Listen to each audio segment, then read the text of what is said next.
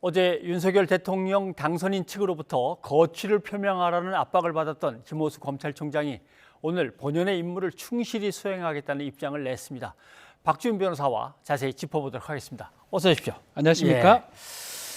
자, 권성동 국민의힘 의원이 공개적으로 이제 사퇴를 압박하는 발언이 있었는데 한번 좀 먼저 다시 들어보죠.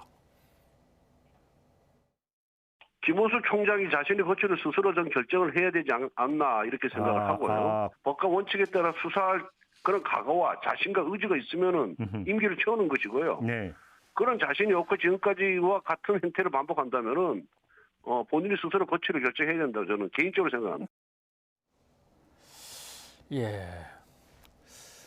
그러면 네.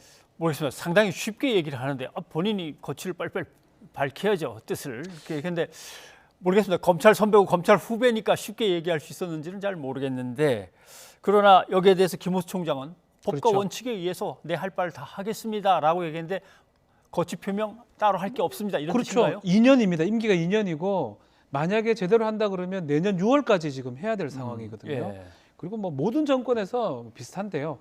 대통령 임기는 5년이고요. 검찰총장 임기는 짝수로 가다 보니까 이게 딱 떨어지는 경우가 잘 없습니다. 특히 예. 정권 말기 정도 되면.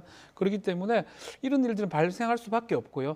또 김호수 총장이 그래서 정확하게 얘기한 것 같아요. 난 원칙에 따라서 임무 수행을 완료하겠다라고 하는 걸 봤을 때는 뭐 법과 원칙, 검찰총장법에 따라서 2년을 임무 수행하겠다라고 밝힌 것으로 봐야 될 것 같습니다. 사실은 임기 중에 좀 나가줬으면 좋겠다라는 거취 표명의 압박을 받았던 거는 윤 당선인도 마찬가지였거든요. 그렇죠. 그때 발언도 한번 좀 들어보죠. 예. 민주당에서 뭐 사퇴하라 이런 얘기가 나왔을 때에도 적절한 이런 메신저를 통해 가지고 막 흔들리지 말고 임기를 지키면서 소임을 다하라고 말씀을 전해 주셨습니다. 그리고 저는 제가 임기 동안 할 일 충실하게 하는 것이 임명권자에 대한 것뿐만이 아니라 국민들에 대한 책무라고 생각하고 흔들림 없이 제 소임을 다할 생각입니다.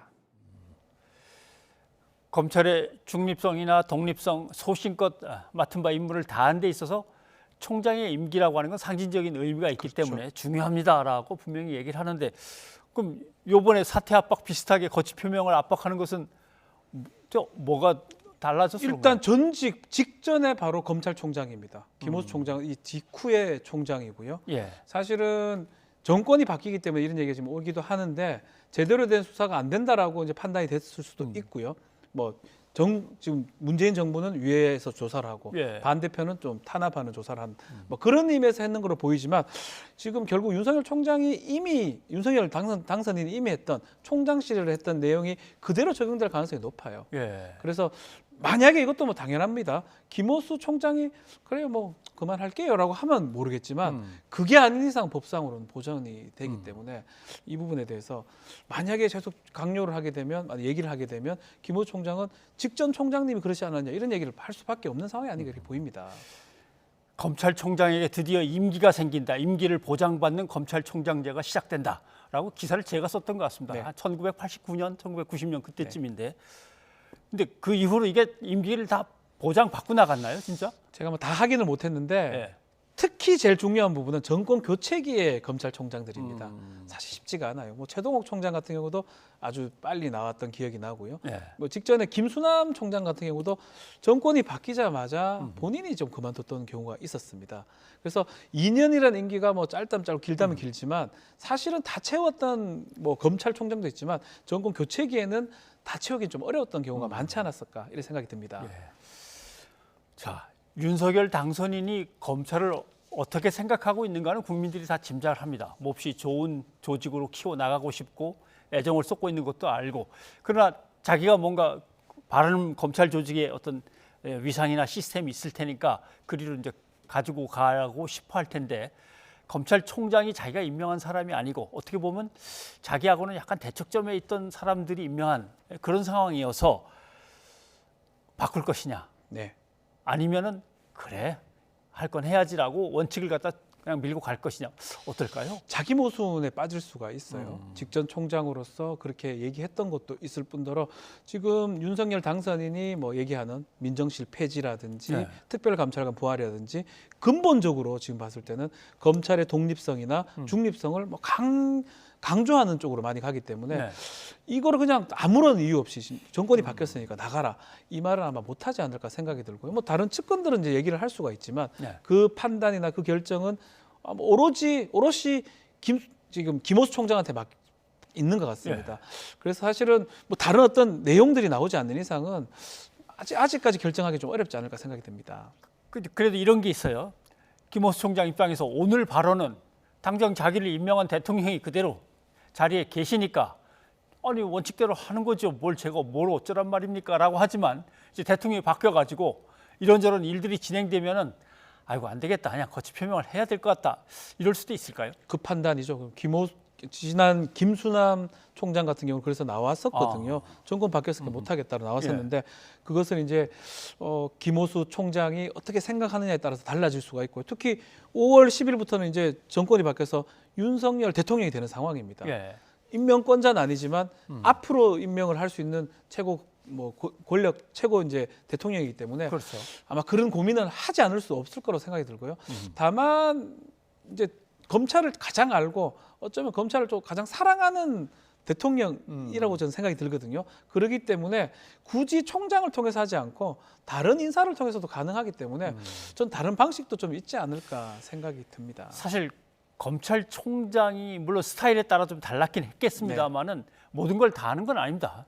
지검장들이 수사는 다 나눠서 맡는 거고 대검에서는 또 차장 중심으로 해서 부장들이 뭐 움직이는 거고 그렇기 때문에 말씀하신 대로 자기가 원하는 사람들을 요직에 그냥 다 박아 놓으면 검찰총장한테 뭘 일일이 뭐라 그럴 필요는 없을 수도 있겠어요. 너무 잘 알기 때문에 검찰총장을 굳이 내 아는 사람을 할 필요 없는 그런 것도 있는 거예요. 지금 말씀하신 것처럼 서울중앙지검장, 서울 남부지검장, 수원지검장 이 아주 요직 자리들이 있거든요. 그런 요직 자리에 내가 아는 사람, 또 아주 친한 사람을 배치한다 그러면 뭐 검찰총장 아닌 그 효과를 노릴 수 있기 때문에 만약에 검찰 출신이 아닌 그냥 일반 대통령이라면 검찰총장이 불안하거나 할 수 있는데 또 아닐 수 있다는 생각이 많이 듭니다. 또 이걸 검찰총장을 바꾼다면 청문회를 거쳐야 되고요.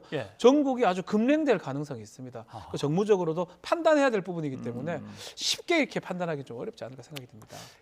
그래서 민주당 쪽에서 제일 걱정하는 게 그건 것 같아요. 검찰을 너무나 잘 알고 너무나 잘 활용할 수 있는 대통령이어서 청와대 권력과 검찰 권력이 플러스돼 버리면 어떡하나 아마 이걸 민주당 쪽에서는 걱정하는 것 같은데 박주민 의원이 오늘 그 얘기를 했던데 잠깐 좀 들어보시죠. 어떻게 보면은 뭐 검찰의 독립을 보장해 주는 것처럼 보일 수는 있지만요. 대통령이 자신의 가장 측근이라고 할 수 있는 사람 혹은 본인과 특별관계에 있는 사람을 총장이나 주요 보직에 앉히고 주요 그다음에 그 사이에 있는 대통령과 검찰총장 또는 주요 보직자 간의 사이에 있는 단계를 다 해체해 버리게 되면 사실은 어떤 거치는 과정이라든지 거르는 과정 없이 직접 대통령이 통제할 수 있게 되는 것이지 않습니까? 그러다가 특히 관여하는 사람도 얻게 되고 증거도 얻게 돼서 대통령이 뭐 보다 더 강력하게 검찰과 직접 소통을 할 수 있게 되는 상황이 벌어질 수 있어요. 좀 어렵게 얘기를 했는데 해석기를 돌려보자면 법무부 장관이 갖고 있던 검찰 수사 지휘권은 이제 없어진다고 치고 그다음에 검찰 간부들의 뭔가 그 일일이 어떤 감독이나 사찰을 진행하던 민정수석실도 없앤다고 하니까 그것도 없어지면 그럼 누가 통제를 합니까? 검찰 하니까 그거 법무부에서 하지라고 하는데 법무부는 아시다시피 인권 문제, 출입국 관리 문제, 교도소 유치장 시설 문제 이런 거 저런 거 빼면 결국 검찰국이 남는데 검사들이 검사를 관리하는 게 되니까 그게 그거 아닙니까? 결국 이제 이 얘기 같아요. 그렇습니다. 맞습니다. 그러다 보니까 이 검찰의 독립성 측면에서는 민정수석실을 없앤다는 형식적인 내용은 뭐 나쁘진 않은 것 같아요. 권력을 내려놓는 측면이 있기 때문에. 그렇지만 지금 박주민 의원이나 민주당에서 얘기하는 것처럼 그렇다면 바로 검찰총장이나 그 직접 검사한테 얘기할 수 있는 어떤 구조가 생기지 않느냐. 왜냐하면 검찰 출신의 대통령이기 때문에 그런 우려를 하는 걸로 보이고요. 민주당은 검찰의 민주적 통제 이것을 강조한다면 국민의힘이나 지금 윤석열 당선인 입장에서는 검찰의 중립, 독립성을 강조하는 것 같습니다. 그 차이는 결국은 이제 앞으로 진행되는 걸 봐야 될 것 같아요. 수사권이 폐지됐는데 관여가 되느냐, 아예 정권이 아예 관여가 안 되느냐, 그거에 따라서 좀 달리 판단될 여지가 있지 않을까 이렇게 보입니다. 예, 알겠습니다. 이건 뭐 국회에서 또 논의가 충분히 여야가 논의도 돼야 될 문제니까 그때 또 과정을 지켜봐야 되겠네요. 예, 박주민 변호사님 고맙습니다. 감사합니다.